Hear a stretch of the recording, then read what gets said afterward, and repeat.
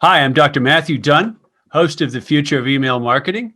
And my guest today, I'm delighted to say, is Ryan Phelan, one of the principals of RPE Origin. Ryan, thanks so much for making the time and welcome to the podcast. You bet, Matthew. It's great to be here. Excited. Yay, Really yay. excited.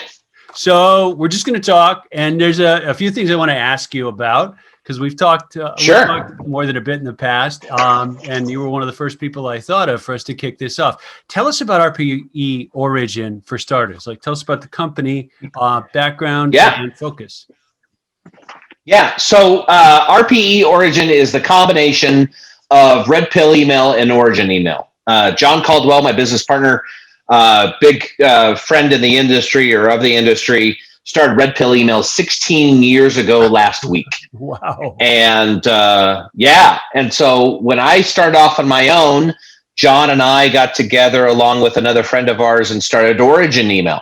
Okay. And so RPE, Red Pill, was always the tactical execution, integrations, campaign services, and all that stuff. Okay. And then Origin has been, for the last 2 years, the strategic arm, doing all the customer strategy and a fractional CMO practice. Well, now we've gotten to the point where we're going to combine the two and form a really full agency that could do pretty much, when you think of email, anything from the strategy of it to pushing the button and everything in between. Design, integrations, data manipulation, data sciences, campaign services, you name it. If it's from the start to the finish, we can do everything. From the start to the finish. By the way, if you're listening to this and can't see the screen, rpeorigin.com is the website, right, Ryan?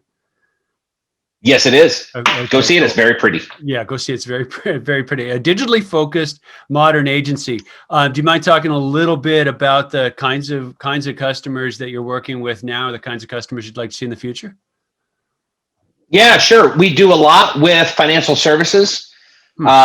So they're, as you know, and a lot of your listeners or viewers will know, financial services has always been the laggard in digital ecosystem. So we help them with their digital strategies inside and outside of email. So we work a lot in financial services, credit cards, and then we work with retail, travel, hospitality, and technology.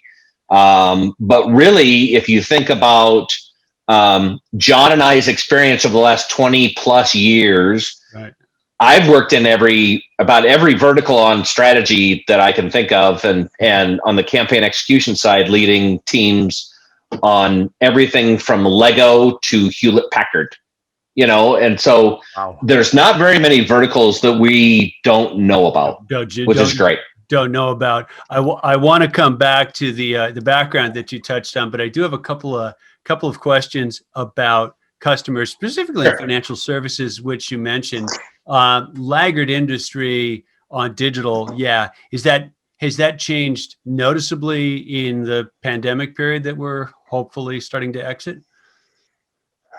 No, it didn't. So one of the laggards in financial services has been the regulatory issues, not only with customer data, but just the presence of lawyers throughout the process. Right. And so a lot of, if you've worked in financial services or consulted or known somebody, right, you always build into the timeline this ambiguous number of weeks or days that the lawyers have to look at your message and try to understand like a marketer, right? And it's worse than executive sometimes. And it's for their protection. It's the liability. It's all kinds of stuff. But that does affect a lot of things. And so we have a lot of experience in making sure that clients don't submit stuff that we know attorneys are just going to balk at.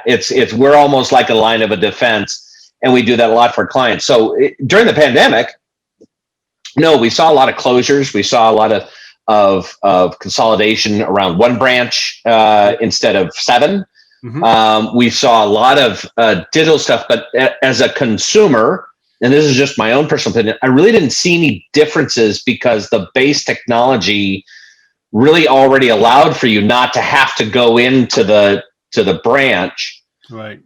But they, because mobile deposit, if you think about mobile deposit and apps and all that stuff, transfers and web access. But if you want to start a new account, so I had to churn up a new account during the pandemic. Talk about Oh, wow. painful. I'm still waiting for it to get set up. That's So, right. because Right. it's not, it's not, it is not evolved. So at least from my perspective, now you may have a financial service person that's like, oh, we did X, Y, and Z. And it's like, well, I haven't seen it, but that's just me. Well, they've got a aircraft carrier to try to turn with a drag anchor behind it called regulation and compliance, and that's not particularly easy. Sidebar, but my experience with compliance and attorneys in marketing content is there's a lot of frustrated creative writers who ended up in the legal department. I used to send them PDFs when I was doing more creative work so that they wouldn't try and rewrite it because they invariably didn't do it well. Yeah. And you know what? We've been lucky to be aligned with companies where their attorneys are very good with marketing. Yeah. Right. They're still lawyers, right? But they're not obstructionists. They're not strict. Yeah. And they will have dialogue, but it's still, no matter what kind of legal department you have, it's a 2-week delay in the production cycle at a minimum. Yeah. And so you have to build that into your, think about on the retail side, right? Some retailers are used to starting on Monday and sending on Friday. Yeah.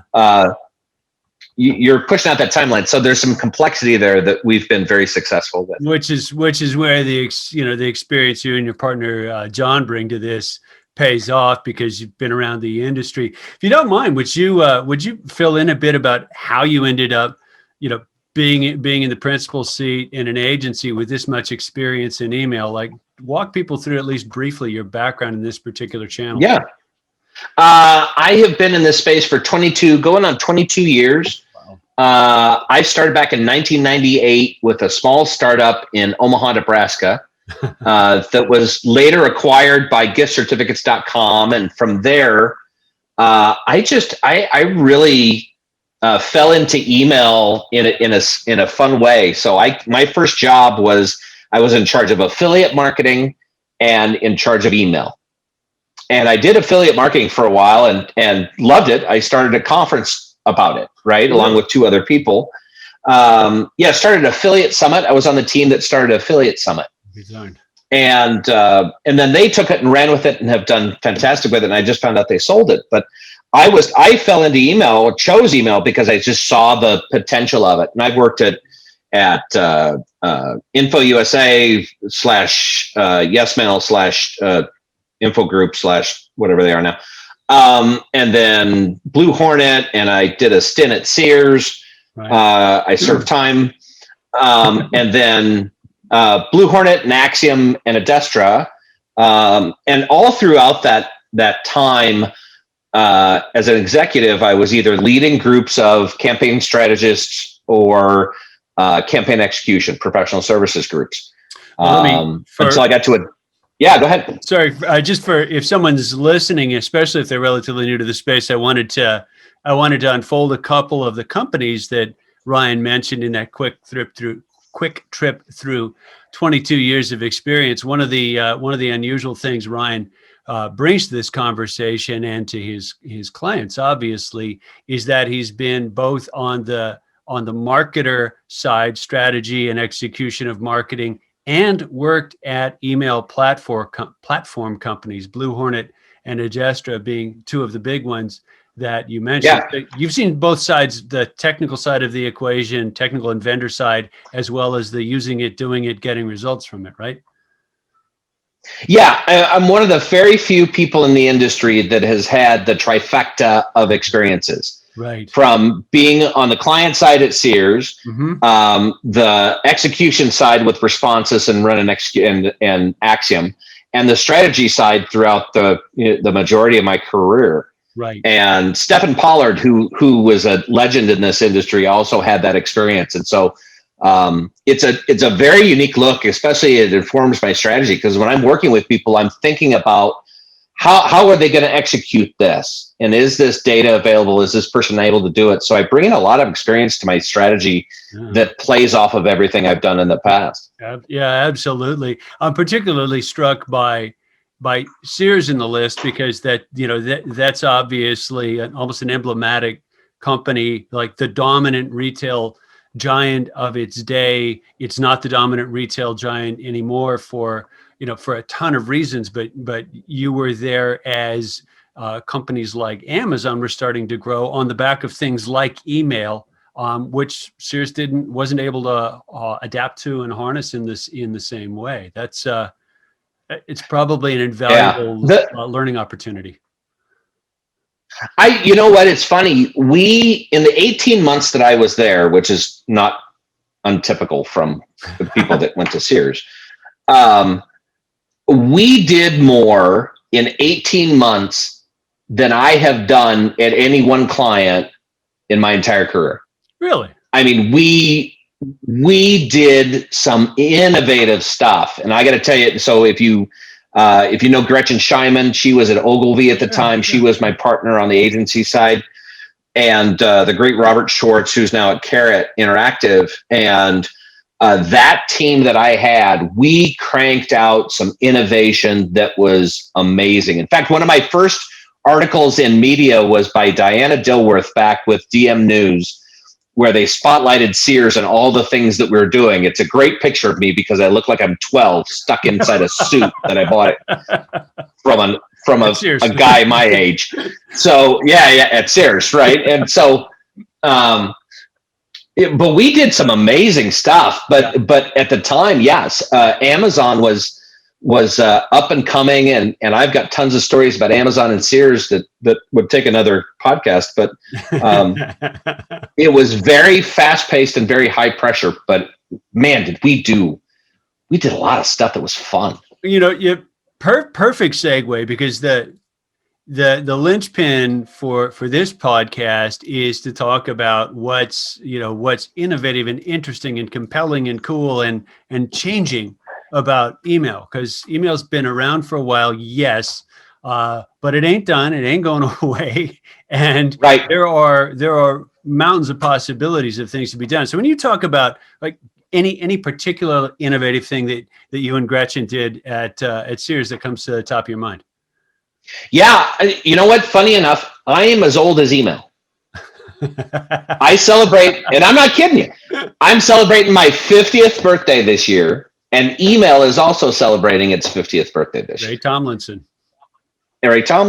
And one of the things that I think, and I wrote about this, is email is on a kind of its next evolution, right? In terms of, if you think about the pandemic, what the pandemic did to email, in a good way, it helped us pivot into looking at what data we use and segmentation and really looking at customer type, because every customer that's out there is behaving differently. Now it's incumbent upon the marketer to change what they're doing, right? And we've had innovation in email in the last probably 5 years with real time, with people making email easier to segment, looking at signals, accessibility of data. The fact that you can go to one of a zillion vendors and buy pieces of data that help you in your modeling and targeting, and that technology is now scalable. That's a huge step forward. I mean, when we were back with Sears, some of the stuff we were doing was breaking our ESP because it was too complex, right? Right. But that same technology today is being done by companies 10 times the size of Sears. Wow. And I think we're just in a spot where email is constantly innovating. And with 50 years under our belt, we've got a long way to go. Right? Yeah, a very long way to go. And one of the things that seems to me, at least, the infrastructure email rides on, when Ray Tomlinson sent that first, I think he sent the first @sign email, it was like there were eight or 16 or whatever computers on the internet. Now we're talking about a global infrastructure with a available bandwidth curve that's gone through the roof. Like the infrastructure email rides on is so much richer, stronger, more accessible, that you can do innovations, you can change how the thing works and try things that just weren't feasible. It was too slow or not enough storage or Yeah. whatever else. Like you talk about the data driven side of it. I'm I guess a lot of the data you're working with in guiding strategy now wasn't accessible 5 years ago, 10 years ago. No. Yeah. No, it was all self-disclosed data, right? We only knew what we knew, which was what either people told us or what we could derive from their purchase history. Right. We didn't have access to browse data to the customer level. We didn't have access to social data or affinity or intent or any of this kind of stuff. And what that data does is make our models more accurate and our messages more resonant with the end user.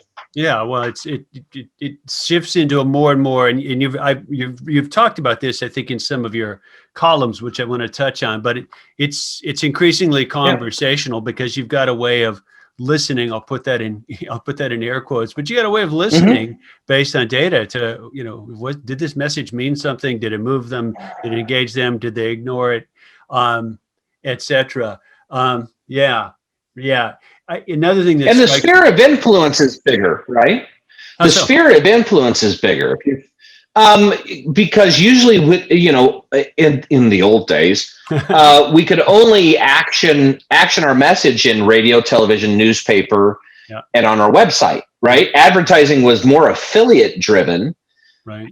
And ad networks were just starting to crop up, and pay-per-click was still like, what is this? And and now you have display, you've got geo-targeting, you've got push notification through app, you've got text, you've got email still, you've got all these different things to push your message, and different ways to understand, did they reply or did react to that message?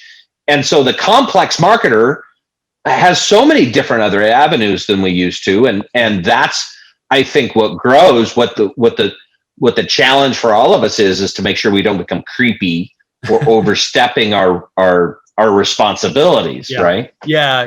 The ethical side of this, which is worth touching on as well. Back to the data-driven piece of it for a second. Couple observations I'd love your reaction to. One, seems to me one of the really distinctive things about email as it sits now amidst all those other digital channels is you're not actually paying a gatekeeper for access and data. And if I decide I want to hear from RPE Origin and I say, here's my email address, I'd love to keep up with what you're doing, that's me to you.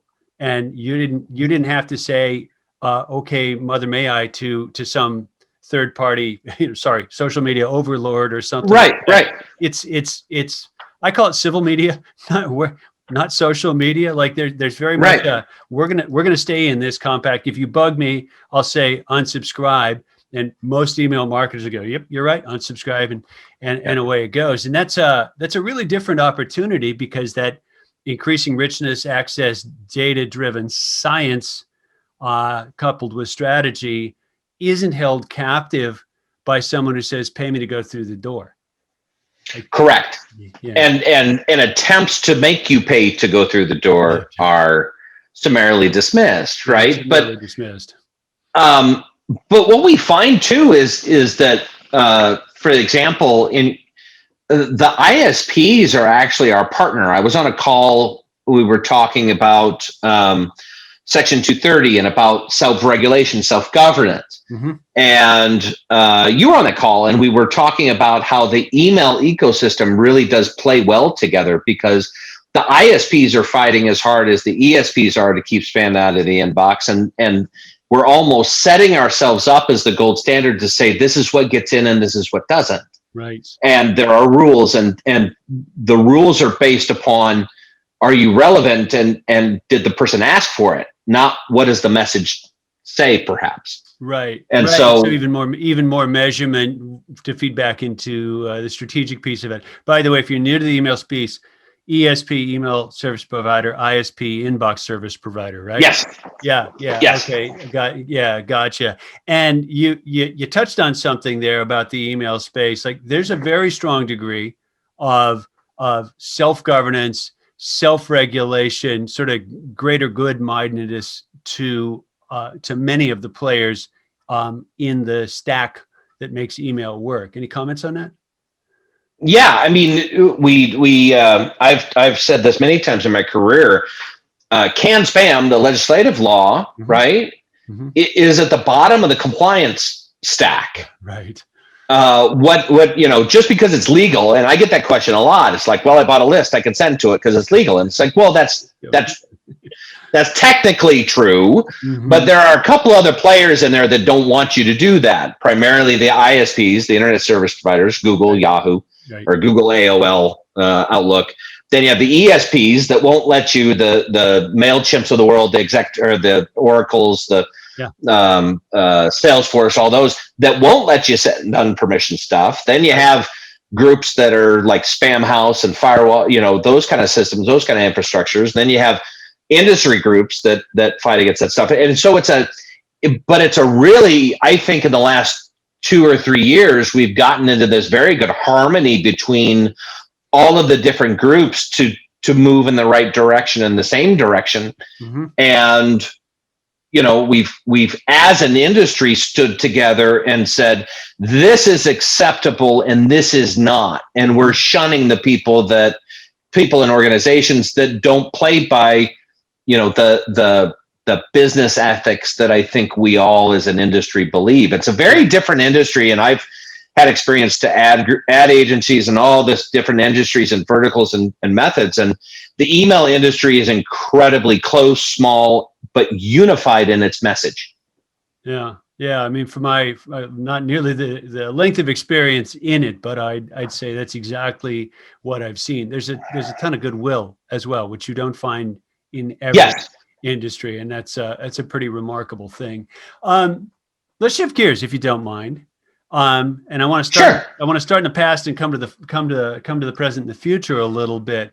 In the time that you've been in email, you had to have lived through some of the change waves of this is new, this makes things better, this is an innovation that doesn't stick. Like, what are some of the things that stick out in the past in email of big changes, big innovations, good or bad, successful or not?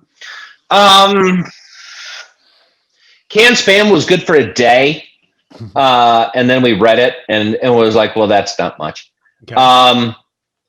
I would say if you grouped all the legislation together, with the exception of can spam, that's been a good thing. Okay. Because it's given marketers the ability to go to their boss and say, no, legally we can't do that. Right. So you get an executive that wants to do X, Y, Z. Yeah. And it gives us cover, right? It gives a lot of us cover. GDPR, CASL, CCPA, all those different things give us cover. So I would say that's an innovation that I think has been fantastic. I think the first innovation that started a lot of even what Campaign Genius is and a lot of these companies that are in the space is there was a company back in the day, and I had the name of it.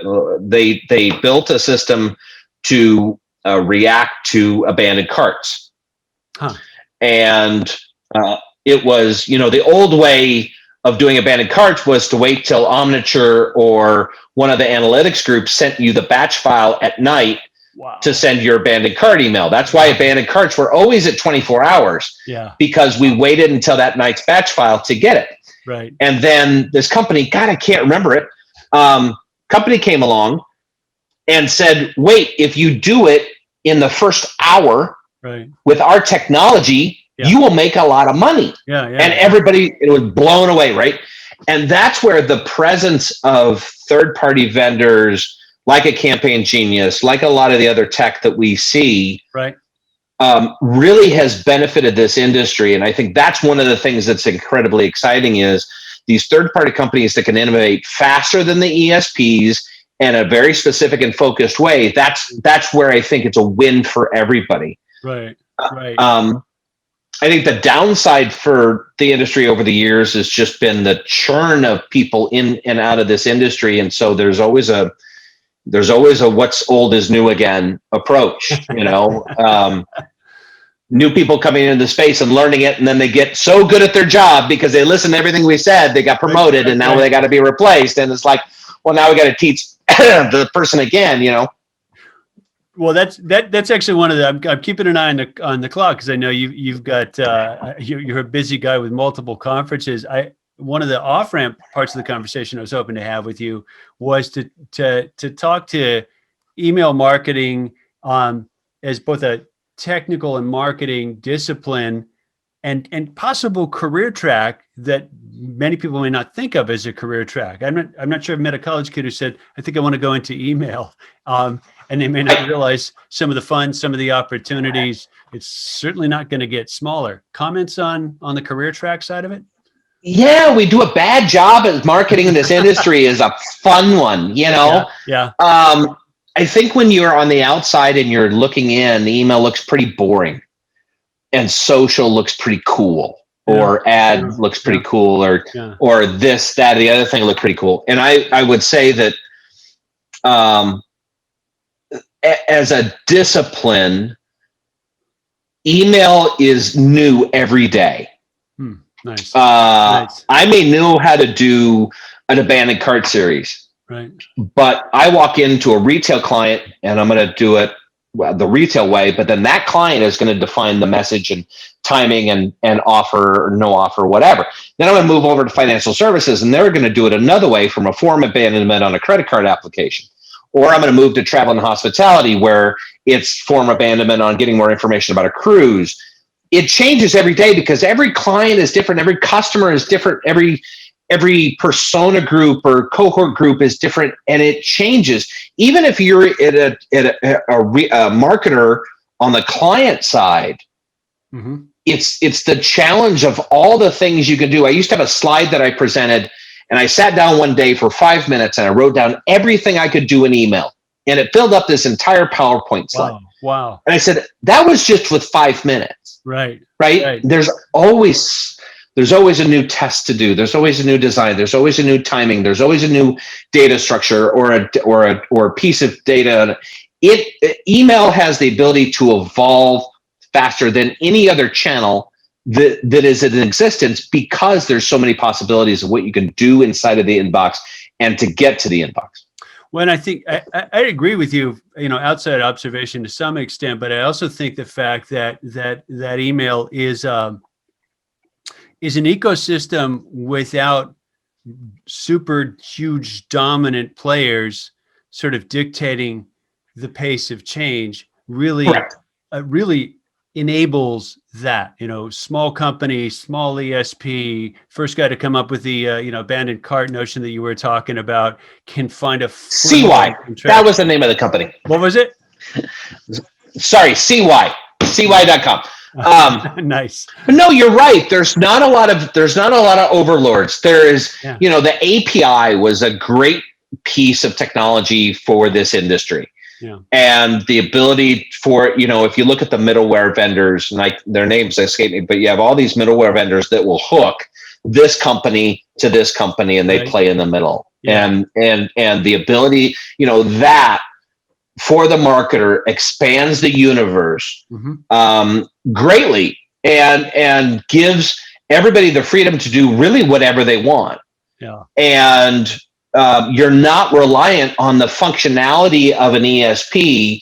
You're looking at an ESP of can for what you're good at deliver X and Y and Z. I'm going to get from this vendor and I'm going to bring it in. Rusty Warner from Forrester is great about talking about the wheel and spoke versus the all-in-one. And my personal opinion has been that what you want to have is your CRM at the middle and best-in-class providers surrounding building your stack. Nice. But you're focused on the integration points. How can I share data that actually lifts all boats, right? And so that's the great thing that we don't have that. The only resistance that you have is a company's ability to integrate with another partner and use the data responsibly. That's it. Yeah. And you don't have, a quick contrast is not entirely fair, but who said we have to be fair? It's a podcast. Right. So many of the bits and pieces that make email work are published open standards that have been around, in many cases have been around Yes. for a long time. You don't have dominant company X saying, we're going to change the game just slightly and you all have to keep up because we kind of own the platform.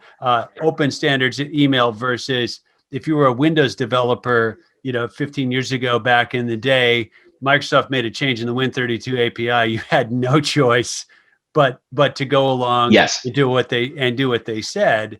And it made for innovation in that vertical, but it also stifled well, can we make it do something that's not in that API? Nope, sorry, don't get to, right? Yeah. Yeah. And apps are that way. Yeah. Apps are that way today. Apps have a container, right? And the container is controlled by the operating system. But email doesn't have that. The only thing really we're controlled by is the rules of the game. Yeah. But the rules of the game are legislation and generally things that make a lot of sense. They're not, we haven't had anything that was like guiding. Yeah, I would say, not being able to do JavaScript or some sort of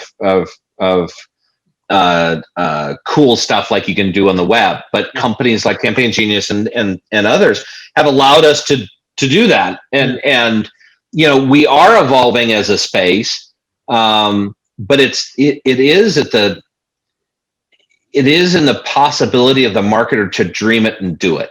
And I don't know that a lot of marketers are constrained by the idea. It's mostly, the age-old time, resources, and money. Time, resources, right? and the exhausted look on your email team's face because they're working so hard. Yes. Email volumes to that. Email volumes have gone up pretty dramatically since we all got locked in the house. Yes. Yeah. Yes. My inbox has just been, it's gotten a break since the politics are over. It was pretty insane there for a while. Yeah. I was surprised. So we had, just my personal experience in reading some stuff, we did have volume increases, but I didn't see a lot of crazy. Oh, interesting. I saw some vendors just the same old stuff. They never reacted to the time, never did anything different, which I thought was telling. Yeah. You saw some that dropped off, and you saw some that did increase a little bit, but didn't go nuts. Now, I've heard stories of some that just went absolutely, out of control, but now they're dealing with how to rebuild the list because it burned out. But right.